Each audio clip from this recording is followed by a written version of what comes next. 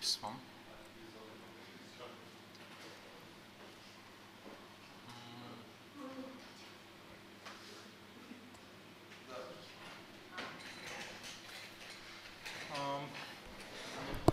Тази сесия е за HTML. Кои презентираме? Аз, Мирослав Банов, Open Source Team Leader, единствения в Габрово, и Тони Колев, QA Team Leader. Този път и двамата ще запишем. Предишната съм я записал, тъй че не се притесняйте, има я така. Днеска през какво ще минем? Първо ще кажа някакви въведителни думи за HTML-а, малко история, за какво се използва, какви са му целите, живота и така.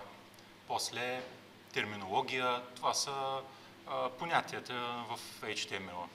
Не са много. После почваме по самата структура на документа, защото HTML е един език, който е за дефиниране на документи, общо взето. И основните елементи в HTML-а, или често използвани елементи, като отделно са отделени таблици, форми и section елементи, защото са малко по-големи или малко по-важни да се акцентира на тях. Така. Какво е Hypertext Markup Language? Това е език за дефиниране на... Много странно се вижда. Добре, както и да е. Това е език за дефиниране на тези документи, които са общо взето за описване на структурата на една веб страница. Те са текстове, файлове, които общо взето описват вътре разделенията, предават информация презентационна, как някои неща изглеждат, как се визуализират, но предава и метаинформация. Кое е важно и кой елемент какво представлява. Тоест, примерно, метаинформация, да кажем, може да предаде информация за това на какъв език е конкретната страница. Това е метаинформация, която иначе може и да не се визуализира никъде, като я отвориш страницата директно. Така. Това не е програмен език. За разлика от програмните езици, този език е точно за описване на тези текстови документи. Ние на този език не можем да направим някаква програма. Примерно не мога да напиша калкулатор на HTML, не мога да направя база данни на HTML. Така че това е език точно за описване на една страница, какви елементи има в нея, и ако има, затова се използва HTML в комбинация, има примерно сървъри, които са писани на програмни езици, които примерно сърват този HTML на база на заявката на потребителя. Така, малко за историята на HTML. Първо, HTML е базиран на... Той е събсет. Оригинално той е събсет на SGML, което е друг notation, който е, бих казал, гъвкав. Можеш да дефинираш много различни типове документи, можеш да описваш какви структурата, каква семантика има. HTML е базиран на него и за първи път се употребява като дума през 1991 година. Първо споменато от Тим Бърнърс-Ли, той е и основателя на HTML. Първата версия на HTML през 1993 година, HTML2 Draft. Draft означава чернова, значи, че версията още не е готова. Започва да се разработва 93-та, 95-та се релизва и тогава е още взето релизната от тази организация W3C, което е една от най-важните, най-големите организации в World Wide Web. Става въпрос, че това е организацията, която всъщност се занимава с HTML и CSS стандарта, да го дефинира, да го разработва и да го подобрява. Така, Draft, т.е. започва се работа по версия HTML3, 97 се релизва 3.2, също и 4, 99 се релизва вече 4.01, окончателната, и после много дълго време нямаме HTML нова версия. И после има XHTML Draft, XHTML Final 2001. XHTML още взето в момента е отживелица, но в някакъв момент се е мислил за новото нещо. HTML, който е вече не събсет на HTML, ами е събсет на XML. И е малко по-стриктен и някакви такива фантазии, които в крайна сметка вече са прекратени. HTML5 започва Draft 2008, много дълго време се разработва като Draft. Това не означава, че той не е в употреба. HTML5 браузърите го поддържат, нищо, че е бил Draft, са го поддържали, много от браузърите поддържат най-различни неща, които все още не са влезли в някаква версия пълна, окончателна на HTML. И ние можем да ги ползваме като разработчици, могат да са потребителите да ги виждат вече в работа и в действие. Има и XHTML5, което е още някакво по-странно нещо, даже не ми се говори там, но на окончателната версия 2014 на HTML5 и работата не спира до тук. В момента има драфт на 5.1, тъй че развива се този notation, този markup language се развива, има нови елементи, нови атрибути. Така. Тук има малко повече текст. Аз още взето, той текст е, за да може ние като го публикуваме това, като го качим някъде, да може някой да може да си ги прочете на спокойствие, иначе сега няма нужда да го четете, защото аз ви говоря. Така, HTML, как да се направим HTML документ, може да си отворите какъвто е текстов редактор и да си запишете един текстов файл и го кръстете нещо си .htm или нещо си .html и ето, вече имате такъв документ. Може да ползвате всякакви едитори. Това е просто един текстов файл. Така, тук има слайд за W3C. Всъщност тези организации, които членуват в този консорциум, да кажем, които правят този Industry Standard HTML, те са много големи. И тези организации всъщност те казват как ще се разви този стандарт. HTML и CSS се развива от тази организация, основана от основателя на HTML. Съвпадение. Така. Терминологията, какво има в HTML? Тагове, атрибути, елементи.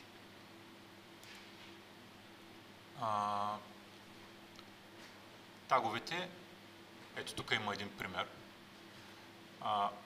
Таг е това.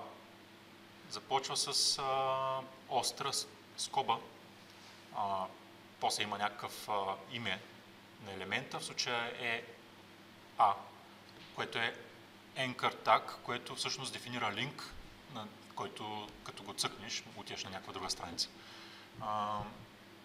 Всъщност таговете има отварящ и затварящ таг. Атрибута е това. Hypertext Reference. Означава, че всъщност този линк отива като го цъкнеш на тази страница. Нищо сложно. Това е атрибут. Атрибута се слага в самия таг, в отварящия таг. Пък това е текста, който ще се визуализира. Това ще бъде като... На практика какво ще се получи? Ще имаш един текст, който пише Shea Hall, не знам, нещо, и отива към този сайт. Може да пише всичко друго, няма нищо особено. Така, това е най-малката част от HTML-а.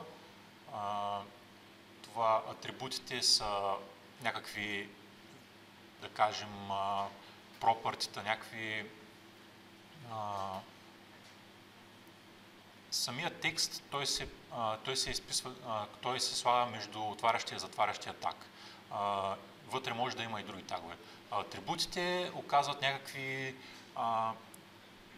неща, като примерно колко е голям самия таг визуално, какъв цвят, каква ширина има, примерно. Ако посочиш върху него, може да се появи някакъв текст на hover, като hover ефект.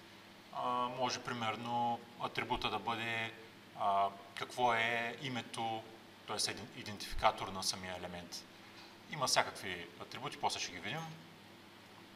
Тази комбинация от отварящ таг, затварящ таг, атрибути, това е елемент. Цялото това е елемент, не е, тук малко е объркано. Цялото нещо тук е самия HTML елемент. Така. Добре, тук има пример за тагове. Тагове са част от HTML документа. Започват, както казах, с тази остра скоба, тази човка и завършват с нея. Два вида тагове, отварящи и затварящи. В случая виждаме HTML таг, body таг, H1. Това е heading, означава нещо като заглавие. Те са подредени от 1 до 6, после ще ги видим. И съответно има затварящи за всеки от тях. Затварящ това заглавие, затварящ body и затварящ HTML. Нататък. Атрибутите. Ето тук има примери за атрибути. Ето линк към Google. Как изглежда? Тук пише Google, тук е текста, който ще се покаже. Тук е линка. Ако цъкнем на този текст, в адрес бара ще се попълни този URL и страницата на Google ще се зареди. Така, HR, това е horizontal line. Това е всъщност просто разделител. Тук какви атрибути има, колко му е ширината и колко му е дебелината. Тоест, как ще изглежда на практика, дефинираме на база на тези елементи. Това ще изглежда като една черта през страницата. Просто една черта от край до край, която разделя някакви други неща, каквото има. В случая разделя линка и картинката. Под този HR tag има G. Това е image.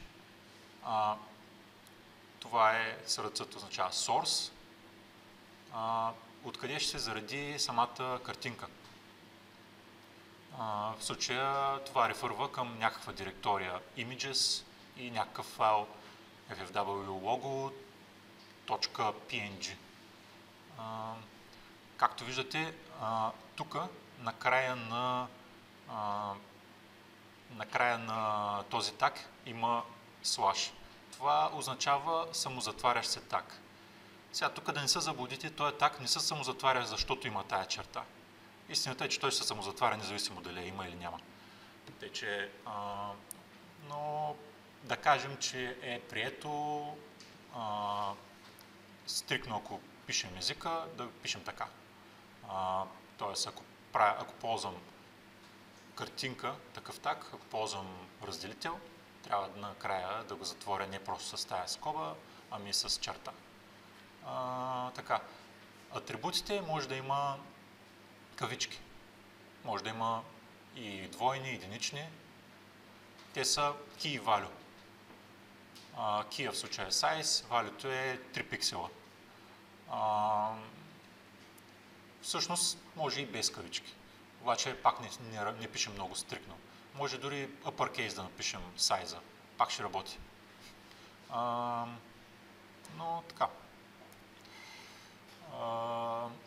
Най-типични атрибути ID. Това е идентификатор. Според HTML стандарта трябва да е уникален. Тоест, ако аз кажа, че има някакъв елемент, ако го сложа с ID, нещо, примерно го сложа с ID заглавие, така окръсти. Не мога да сложа друг елемент с ID заглавие. Ако сложа, живота ще продължи, няма да гръмни браузъра, обаче според теорията не би трябвало. Така, клас, това е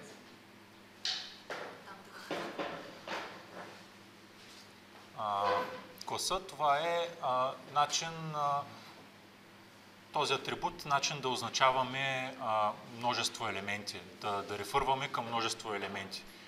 Примерно, може да се използва в CSS, да ги направим всички, които са от клас червени, да ги направим да изглеждат червени. Примерно. Но в случая може да се използва и в JavaScript, за да направим някакъв скрипт, някаква функционалност, която прави нещо върху всички тия елементи. Примерно, мога да сложа много класове. Аз мога с разстояния и после да рефървам всеки един от тях. Примерно, ако имаме клас голям и клас червен, то нещо е голямо и червено. Обаче може и да има само един клас, може да има множество, няма проблем. Name използва се най-вече в форм елементите, но можем примерно да сложим някакъв name на форм елемент и по този начин знаем, че като постнем тая форма, всъщност заявката, която ще направим, пост информацията, която ще пратим към сървъра, този елемент, каквото попълним, примерно, ако е някаква кутийка с текст, ако попълним някакъв текст, нейма, който е написан на този елемент, ще бъде нейма на валюто, т.е. пост датата ще бъде този name и текста, който е попълнен в кутийката. Style е начин директно вътре в елемента да пишем CSS, който отговаря само за този елемент. Можем да пишем и в Style tag CSS, можем по друг начин. Има и разни атрибути, които са по-специфични, защото се използват в, примерно, сорса на картинката. И всъщност има само на още 2-3 вида елемента. Примерно iframe може също да има сорс. Да? Помислех, че има въпроси. Добре. Следващия слайд са елементите. Тук обяснявам елемент. Тук имаме 3 елемента. Имаме картинката, имаме този спан. Това е всъщност текст. Спана е inline елемент, който ако го сложиш някъде, той не ти, примерно, не минава този текст на нов ред. Може, примерно, вътре в един параграф да има различни спан елементи и те ще изглеждат все едно са на същия ред. Примерно, в случая имаме картинката, този спан с някакъв текст в него и един item. Div в случая е division, просто някакъв разделител в HTML. Този item, който всъщност съдържа двата.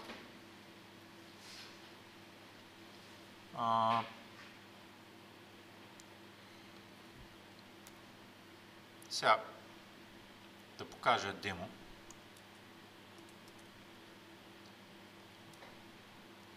HTML терминология. Ето този слайд. Ето го демото. Значи в случая имаме... Добре.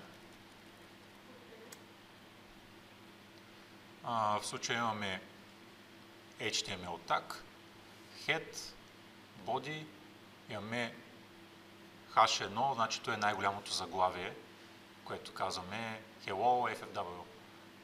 Тук имаме Anchor tag, който отива в сайта на FFW, пише в него Go to FFW website.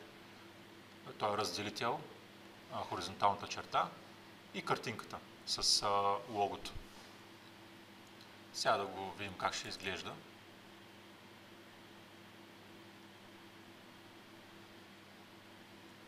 Ето, това е заглавието, линка, чертата и логото. Сега, в случая този source рефърва към директория и файл. Къде е самото лого? То е тук. В тази директория имаме... това е логото. Така. И ако цъкна на картинката с ляв бутон, отивам на тази страница. Освен ако интернетът не е бавен. Така. Добре. Тук мисля, че всичко е ясно. Да, title. Къде е title? Казах, че в... или още не съм казал. Добре, нататък ще минем към head и конкретните примери, нали, какво може да бъде в head, спрямо какво може да бъде в body, но нека сега да продължим по слайдовете. Така. Ето Document Structure, имаме head, имаме body и имаме съдържанието, което е видимо в бодито. Head е нещо, дето общо взето... Да. Всъщност после, нали, ще вляза в детайли, но...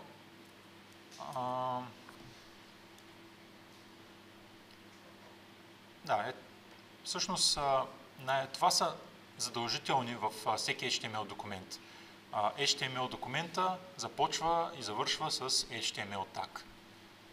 После вътре в него трябва да има head, където е по принцип метаинформацията. В head са неща, които не са видими.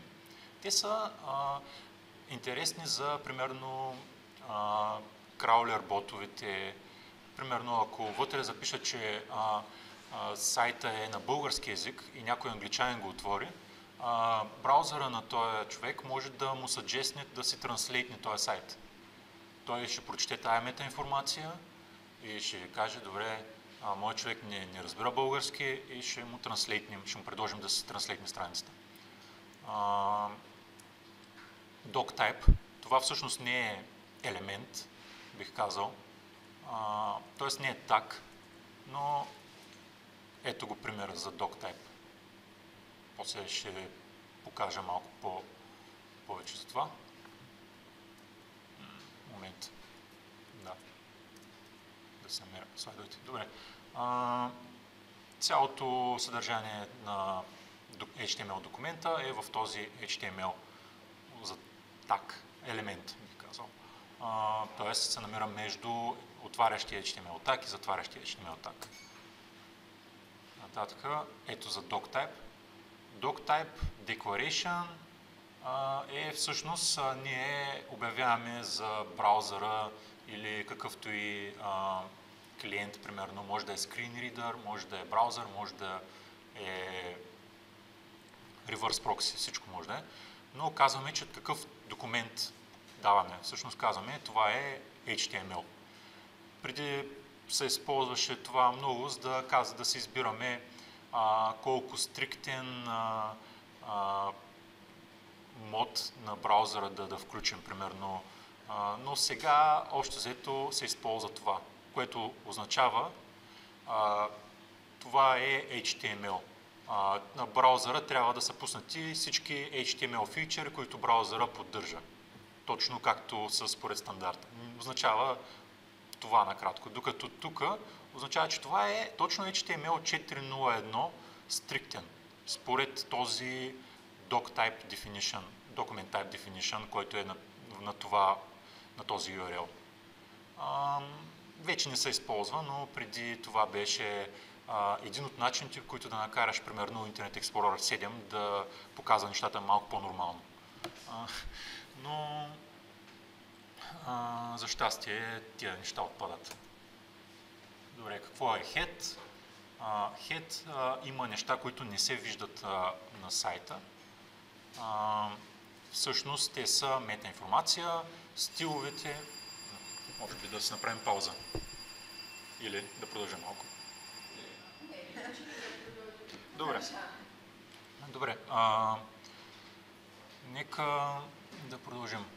В Head са по принцип метаинформация. Какви стилове? Това е примерно CSS-а може мястото му е по-скоро в Head, защото той не се вижда. Той е скриптовете, JavaScript кода, може би в Head му е мястото, понеже той се екзекютва от браузъра, той не се вижда от потребителя. Енкодинг, спецификации, метаинформации, които са, примерно може да кажем какъв контент type пращаме или какъв енкодинг, примерно дали е UTF, дали е някакъв кириликски енкодинг или примерно някакъв друг character set може да се изпрати в тази метаинформация. Title тага е едно от малкото неща, които всъщност се виждат, но къде се вижда title? Момент. Ето къде се вижда title. Ето тук пише отгоре HTML Terminology. Ето това е title всъщност. Тоест, вижда се някъде, примерно ако тази страница я търсим и я намерим с Google, най-вероятно тайтъла, който сме сложили на страницата, ще се види като тайтъла на резултата в Google. Добре. Ето го и в кода как изглежда. Тоест, това е единственото нещо, което на практика се вижда. Така. Body. Какво има в Body? Body е всичко, което се вижда по принцип. Може да има хединги, това са на различни нива на заглавия, параграфи, текст, линкове, картинки и много други неща. Ето е и подредбата, пак doctype, HTML, head, body. Така, тук имаме още едно демо. HTML document structure. Момент. Нещо не.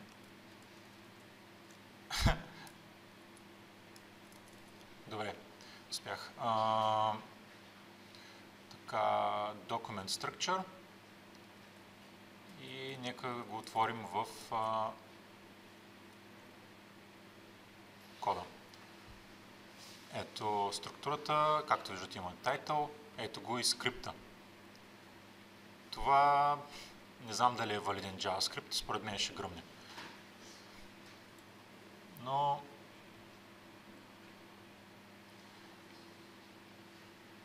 заглавие, линк,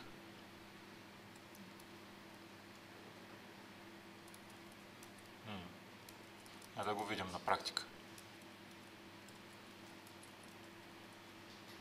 Добре. Ето и... Да. Добре, това е HTML structure, както изглежда този документ, рендериран от браузъра. Така. Какво следва? Кои са основните елементи в HTML страница, има ги на 90% от сайтовете. Какво имаме? H1 до H6, това са различни нива на хединги. Това са заглавия. Означава, че едното е по-болното, изглежда по-голямо, повече се взима под внимание, като т.е. предава тази семантика, че това е по-важно от другото. Параграфа, просто разделение на текст. Самия форматинг, всъщност имаме тагове, които променят начина, по който се визуализират нещата. Например, BTag е за bold текст и е за italic текст. Ето примера. Не знам дали се вижда, но този е по-тъмен, по-плътен текст, а пък този е надясно малко. Underline с U. Момент да затворя това. Преформатен текст с преформатен текст означава, че примерно текста няма да се чупи, т.е. няма като стигне до края на линията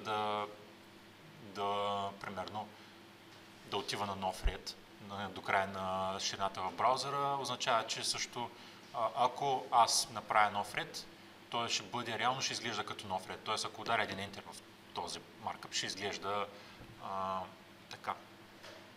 Точно както съм го написал в кода. Strong и emphasis са нещо като подобни имена, правят абсолютно също като bold и italic.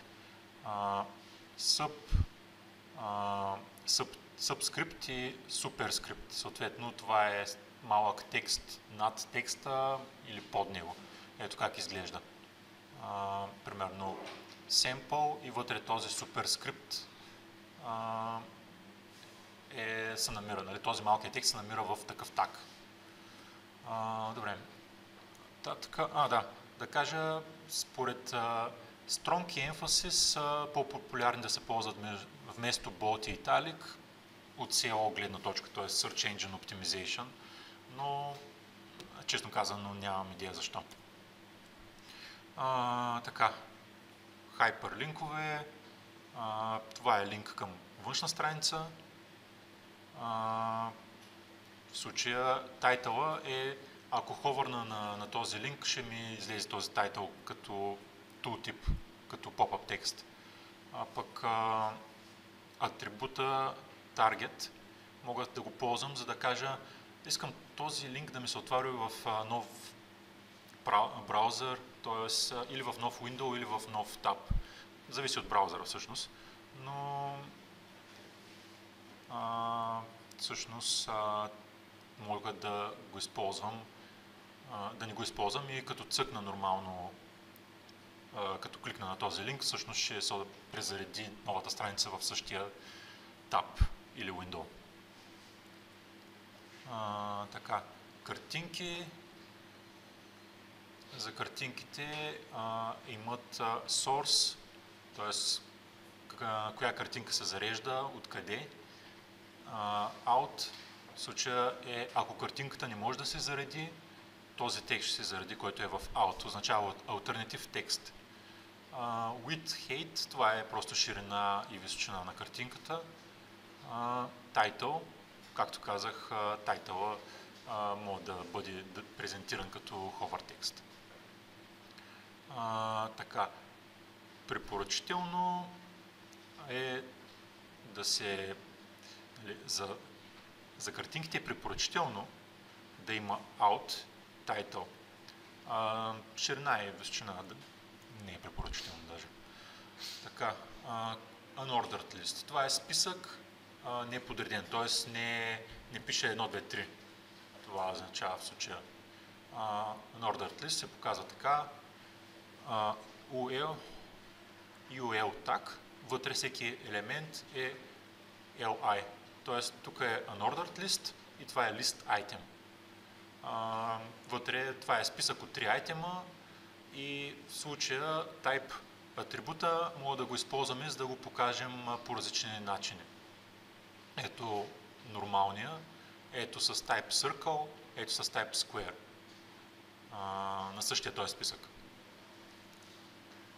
Този е подредения списък. В случая Ordered List. Type цифрички, Type букви, големи, малки. Това са римски, малки римски. Това са типовете Ordered листове. Така, нека да покажем демо. HTML Common Elements. Ето ги.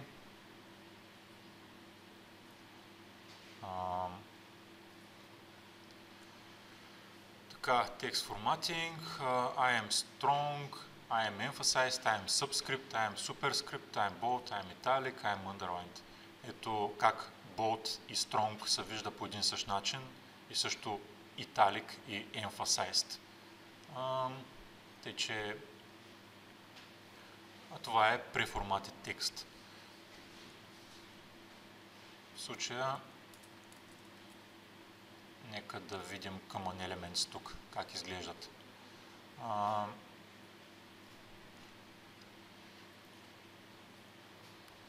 Ето заглавието. Ето го тук. Ето как подреждам тези тагове. Strong, Emphasize, Subscript, Superscript, Bold, Italic, Underline, Preformatted. И ето и как изглеждат.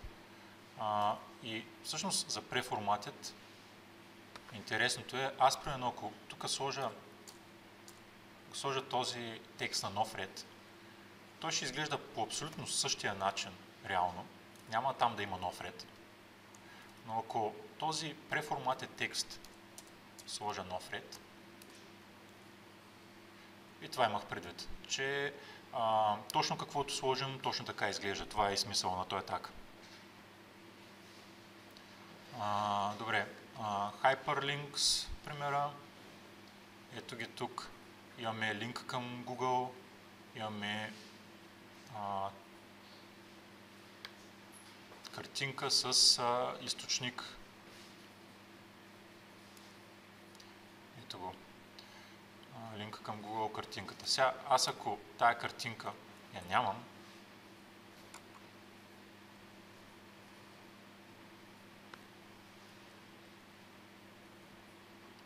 какво ще стане?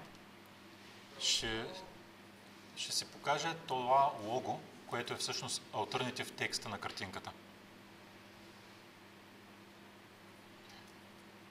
Добре, нека да я...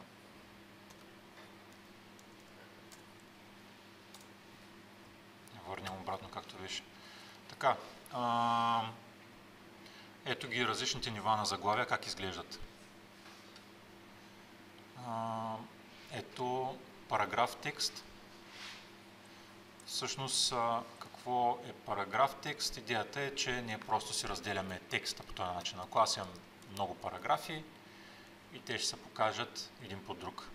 Докато, примерно, видяхте как по-нагоре всички тези елементи не се показваха един по друг. Те си продължаваха.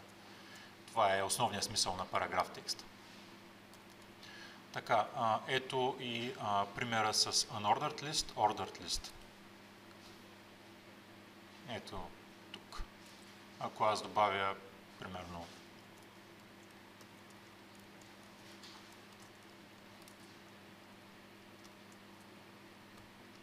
един нов елемент, той се вижда тук.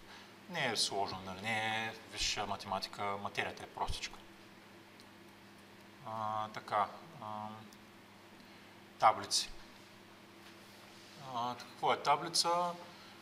Таблицата има колони и редове, има и други неща, примерно table, header и такива неща, но няма да влизам в детайли. Но по принцип идеята е, че за да направим тази таблица 100 на 100 елемента, трябва да... Ето какъв е... Трябва да ползваме тези тагове. Table задава таблицата, се едно казва, това е таблица.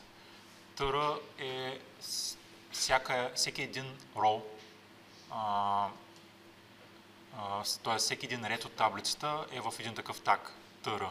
ТД е всяка една клетка от таблицата. Тоест, ако аз имам един тейбъл и в него има търа и в него има ТД, това е една таблица с една колона и един ред. И ако сложа 10 тъдата в това търа, ще имам вече таблица един ред и 10 колони. Ако сложа вече 10 такива търата, всяко от тях с по 10 тъдата в него, ще има вече тази таблица 100 колони и 100 реда. И сега ще го покажа на демото. Всъщност тук сме показали и с хединг. Тоест, това е рол, в който вместо td сме сложили th, което е table heading. Така, да го отворим. Tables, ето го. В случая, ако имам още един брой такива, т.е. още едно търа с някакви 3 тъдата в него, тук ще се получи още един ред.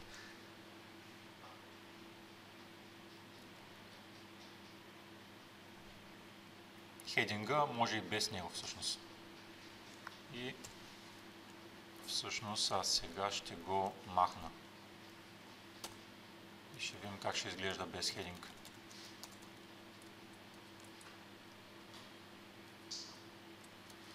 Чудно.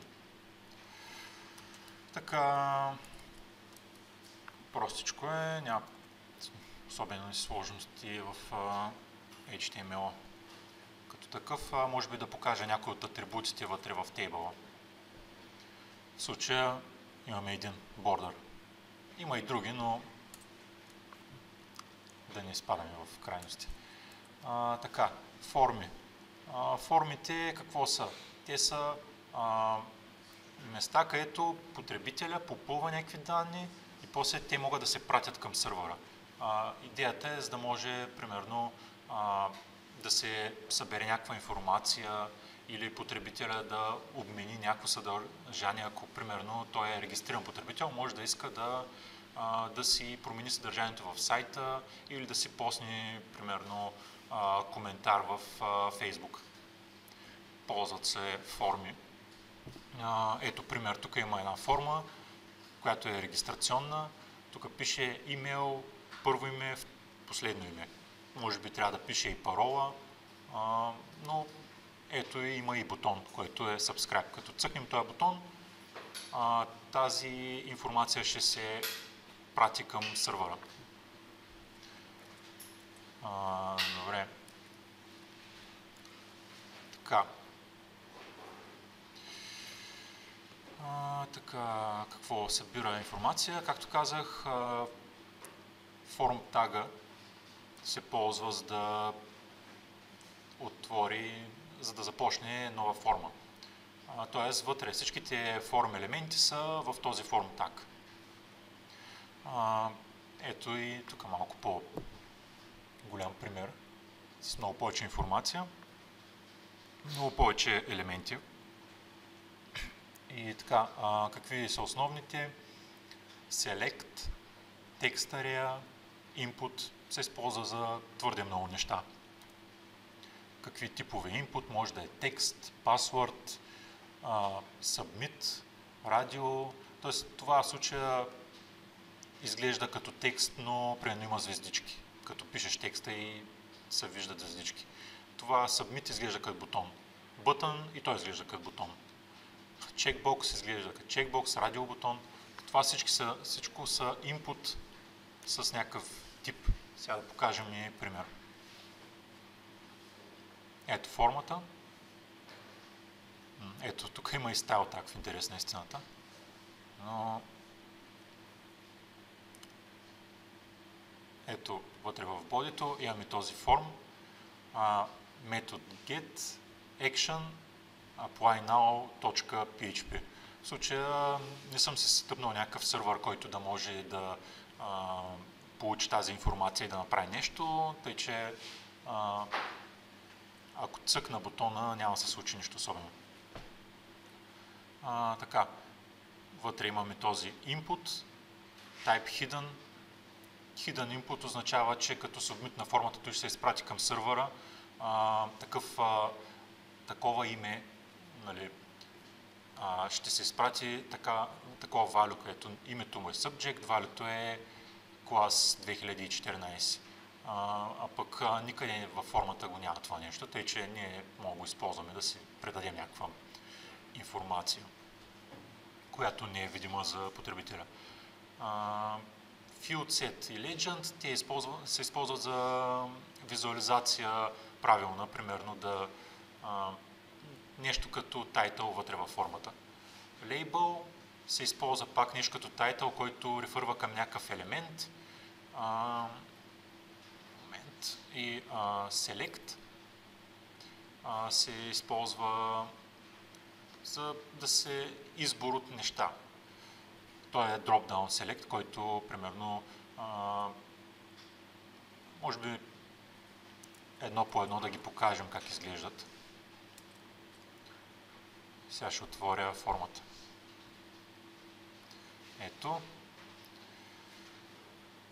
Ето как изглежда в кода.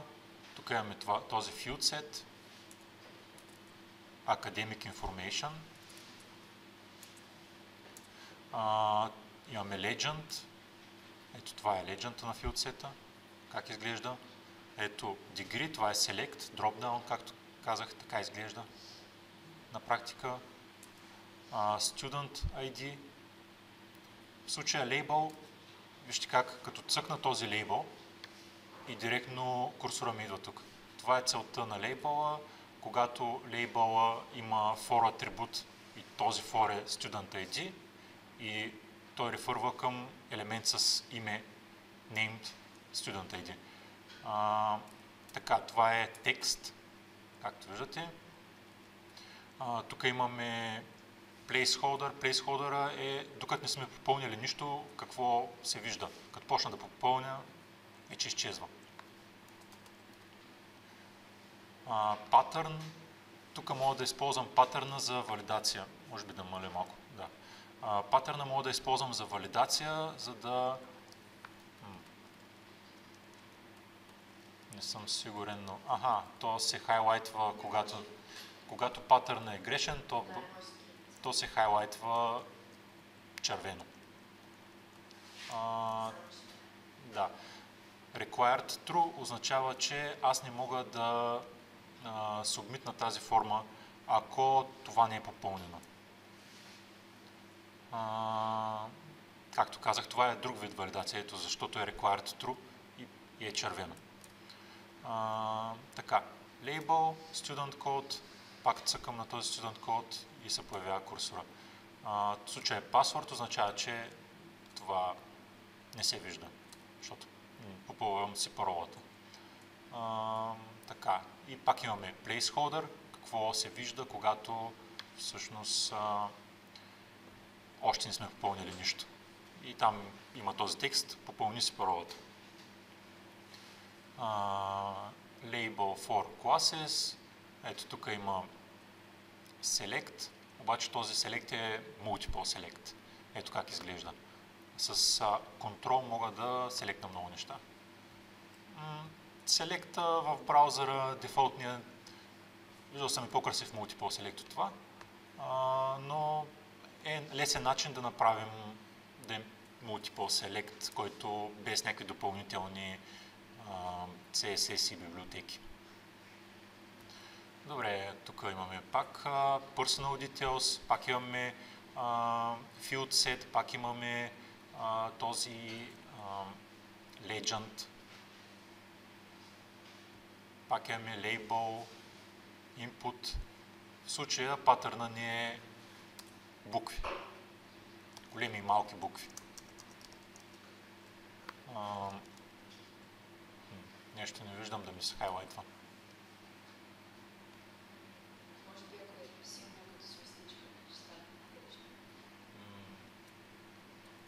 Не, то се хайлайтва, аз не го виждам. Обаче и разстоянията също са грешни, защото не се включват в патърн. Така, добре. Тук да, нещата са ясни. Тук имаме input тип радио. Това е радио бутон. Един, втори избираме male, female. В случая защо като цъкна female, male се маха? Как тази магия се случва? Не, защото идеята е, че имаме type, т.е. name, name е един и същ. Ако тук беше нещо друго, щяхме да имаме два радиобутона цъкнати едновременно. Ще са седнат, да. Защото са два отделни. Така. Това за, както виждате, пак input, но тук имаме type radio. Така. Имаме input type email. Email, то си има някаква... Аз как гледам няма валидация особена. Не. Но, както и да е. Type email, има placeholder,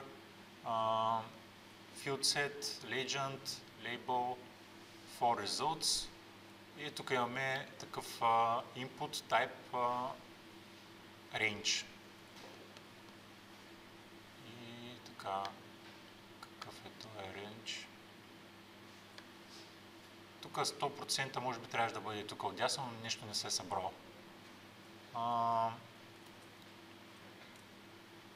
Иначе ясно каква е целта. Рейнджа има просто някаква стойност от 0 до 100, ще изпрати. В момента, ако рефрешна браузъра, ще бъде 78. Така изглежда от кода. И така изглежда на практика. Добре, тук имаме цвят. Това са неща, които не всеки браузър съпортва напълно. Сравнително нови са тези цвят, range и тук имаме дата.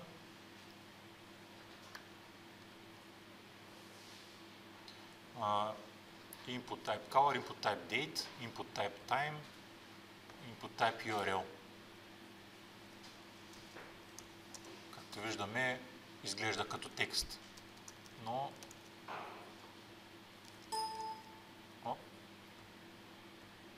Тук случва ли се нещо? Не. Изглежда като текст и на практика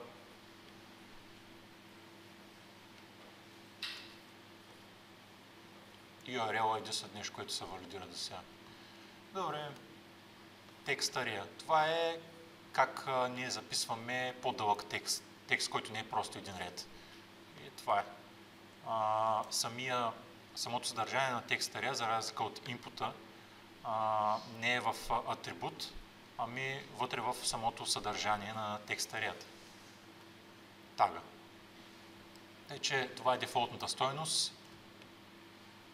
Този privacy. Аз сега тук моля да го изтрия този privacy. Значи read only, не мога да го изтрия. Окей. Тук имаме input type checkbox, I agree. Често във всяка форма имаме накрая един I agree, който трябва да цъкнем. И тук имаме submit и reset. Reset е един тип input, който изглежда точно като бутон и какво прави? Връщане дефолтните стойности на всичко. Submit-а вече ще изпрати формата към онова измислено PHP, което нямам. Какво ли ще се случи? Валидира се. Добре.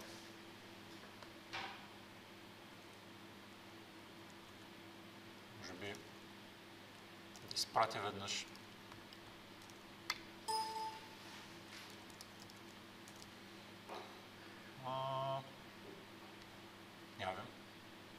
Оп, изпратихме към някакво PHP, което не съществува. Ако имахме сървър, сървъра можеше да получи информацията, да направи нещо с нея. Може би след това ще да каже мерси за информацията и да ме пренасочи към хом страницата и да се запише някакъв мой резултат. Примерно, или да го изпрати на някой на имейл, или примерно да го запише някъде, където може да се види. Примерно, ако е коментар, можеше да го изпише под някой артикъл. Така, добре, да продължим нататък. Какво е section елемент? Div и span. Всъщност div е division. Той е просто някакъв семантичен елемент, който казва това е някакво разделение, някаква част от сайта. В случая имаме няколко div елемента с някакви ID-та. И така, имаме блок елемент, рендира се като квадрат. Повечето неща са, т.е. или са inline, или са блок. Той има различни дисплеи. Тези неща могат да са с CSS да се контролират също. Обикновено имаме div елемент, който сам по себе си той изглежда като чисто прозрачен блок. Това, че е квадрат, но той е един прозрачен квадрат, нали, каквото сложиш вътре в него и се разпъва от край до край в мястото, което има. Тоест, ако нямаме CSS, с който да го направим този блок да бъде в някакъв цвят, някаква големина, този блок елемент не ни върши много голяма работа сам по себе си. Може блок елементите div да се нестват, да слагат един в друг. Повечето елементи могат да се нестват реално. Span е inline елемент, означава, че мога примерно ако имам един, да кажем, параграф или някакъв какъвто и да е елемент с някакъв текст в него, мога в случая, ето го има го примера, имаме един span, което е с едно част от този текст, но то продължава на същия ред. Тоест, this one is only a test и всъщност only a test е на същия ред. Част от същия параграф, only a test ще изглежда в случая червен и болднат. В случая това сме го постигнали с CSS, който сме сложили в style tag. Може би да покажем демото.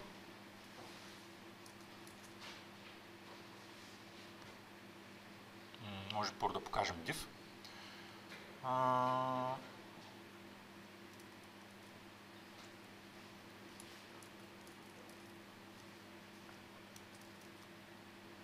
Така, тук. В случая имаме div, some text и на div.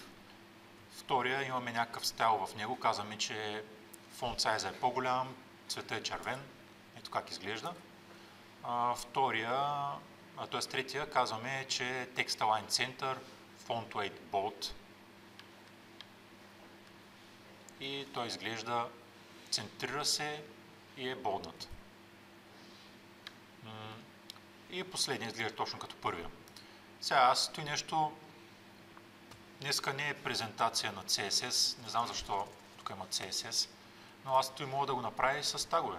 Мога да кажа център,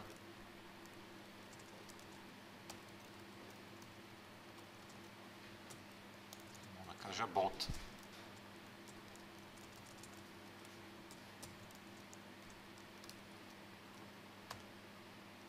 И пак изглежда по същия начин. Така. Да минем към span. Ето, както виждате,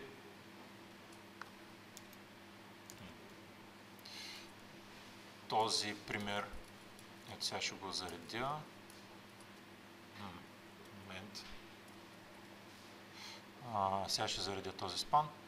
Ето вижте как продължава на същия ред.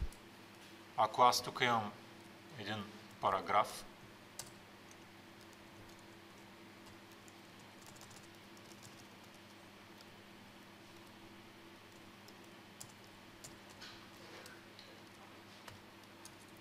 И примерно имам втори. Самите параграфи видимо са разделени един от друг. Те са някакъв текст, който е на отделен ред. Но примерно с спана текста продължава на същия ред. И примерно ако там имахме по-рано пример с style,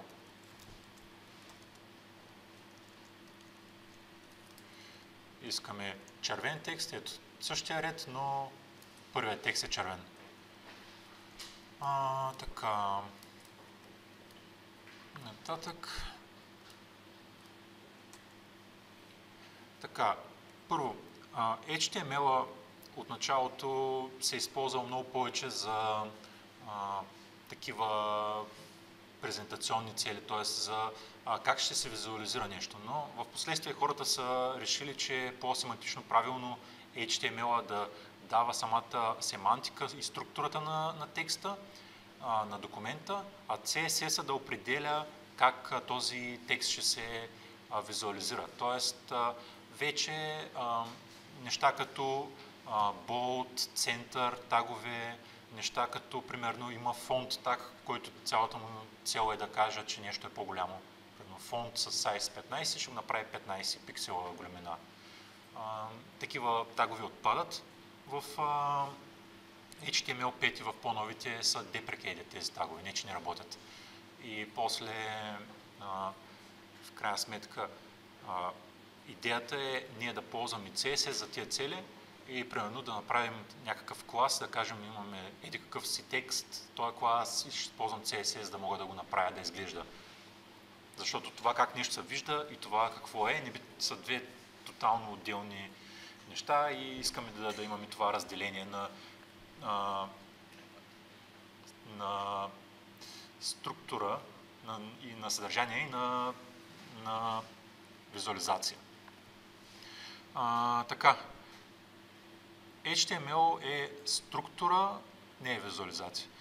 Браузърите толерират всякакъв вид HTML. Браузърите, какъвто и таксуп да им дадеш, те ще го възпроизведат, ще го направят както най-добре го интерпретират. Аз мога да не си затварям таговете, мога примерно да ползвам всякакви deprecated неща, мога да пиша като цяло, мога самозатварящи тагове да слагам накрая слаш, мога и да не слагам, няма никакъв проблем. Мога да имам кавички на атрибутите, да нямам да самия паркейс таговете, но примерно ако искаме да сме по-стриктни, единственият начин да сме уверени, че наистина пишем стриктен правилен HTML е да ползваме валидатори. А ако не пишем стриктен правилен HTML, някъде може да имаме пропуск от сорта окей, аз не съм си затворил тага, всичко изглежда чудесно, но утре правя някаква малка промяна и страницата ми е счупена и не съм сигурен защо и не мога да го намеря. Тоест, ако не сме стрикни, после мога да влезем в такива затруднения, които можем да си ги спестим, като просто си валидираме HTML. Така, въпроси? Ако не специфайнем колкото е време миджа, като си излиза колкото си е принцип стандартно. Значи, колко е голям инча? В смисъл, имиджа. Ако не кажем колко е това. Да, трябва да се изложи колкото е принцип, ако не му зададеш параметри. Да, зависи от CSS-а. Повечето неща, тези неща като цяло се контролират вече повече с CSS, отколкото с атрибути за ширина и височина. Но, примерно, ако имаме една картинка и тя е размер 100 на 100 пиксела, и аз без никакви задаванки просто я сложа като картинка, image source, тази картинка, която е 100 на 100, тя ще изглежда точно толкова голяма. Друго?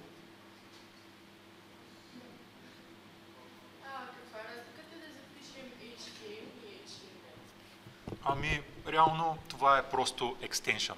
Това е файл extension, просто по някакъв начин хинтваме на application какъв вид файл има. Аз мога да нямам нито HTML, нито HTML. реално повечето апликейшъни изобщо не ги е грижа какъв екстеншън, за тяхто е просто част от името на файла. Аз мога да имам точка в файла, мога да имам много точки в файла, няма никакъв проблем. Ползват, всъщност се опитват да детекнат MIME type на документа, което е по-сигурен начин да сме сигурни какъв тип документ. В случая, примерно, аз мога да имам картинка, която е JPEG и да не завършва с .jpeg. Сега може някой Windows Image Viewer да се обърка и да не знае с какво да го отвори, обаче, примерно, браузъра веднага ще детекне MIME type или, примерно, особено като сложим в source на картинката, веднага ще се опита да я интерпретира като картинка. Няма нужда да завършва на точка нещо си непременно. Гифчета може да слагаме по същия начин, както слагаме имиджи? То имиджите са, в случая имиджите са тагове, те рефърват към някакви картинки. Тези картинки може да са JPEG, може да са GIF, може да са PNG. Това са общо взето форматите в Web, които се съпортват в Web. Има и SVG, които са векторни. Гифчетата са, ако сложим гифче, рефърнем към гифче, ще се видим. Няма никакъв проблем сорса на имиджа да е някакво гифче. Гифчетата работят в Web. Имиджи, които са на смисъл големи имиджи, на 5 гигабайта, ще скелнат, да кажем как по-малка, нали самата резолюция.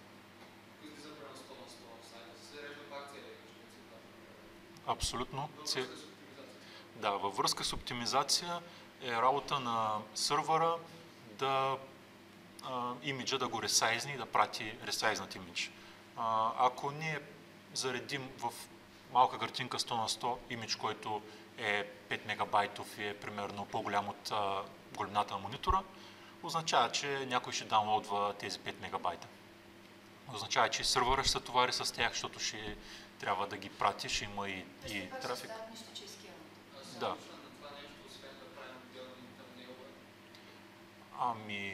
Не. Няма solution, защото solution не е в HTML. Solution е документа да се сравни с ресурс, който е малък. Solution в HTML няма. Да, по принцип системите като Drupal, по-скоро ти там може да си апложиш каквато си искаш картинка и после имаш image style или image preset и примерно казваш, това е картинка, която се ресайзва примерно на ширина 400 пиксела, пък на височина тъй, че се запази пропорциите. Дефинираш такъв image style и после каквото и да прекараш през този image style, накрая ще имаш такъв вид картинка. Тоест ти можеш да го направиш, ако ползваш тази абстракция, знаеш, че просто картинките минават през това нещо, този инструмент и те са мачкат, както трябва. Имиджи може да се намери в клип, нали? Не е казано, че трябва да е локална директора.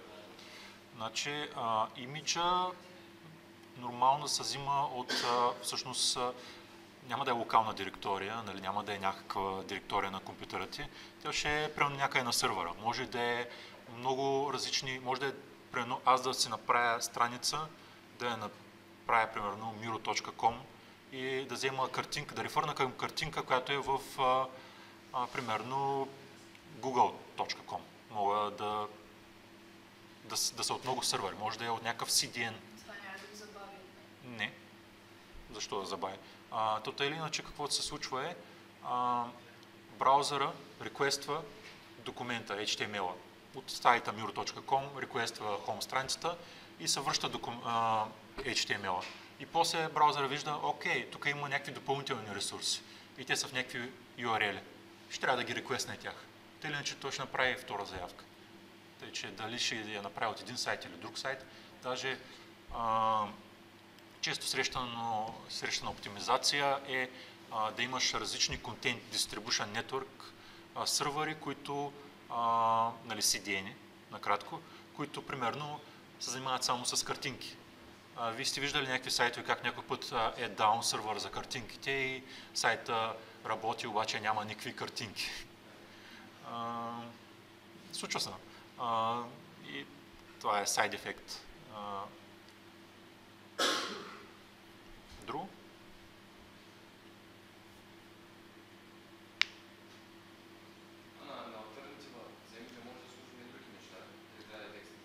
Alternative text е alternative text. Друг им... Всъщност, alternative не е само ако не може текста да се види, защото, примерно, картинката не може да се зареди от CDN-а или, примерно, URL е грешен или, примерно, сървъра връща някаква грешка, защото е паднал. Може, примерно, ние да сме слепи, да ползваме някакъв screen reader и той може да използва този alternative текст, за да ни каже какво има там. В такъв контекст може да се използва текста, не е само примерно, че картинката не може да се зареди, защото има някакъв проблем. Цялата му идея, че е текст.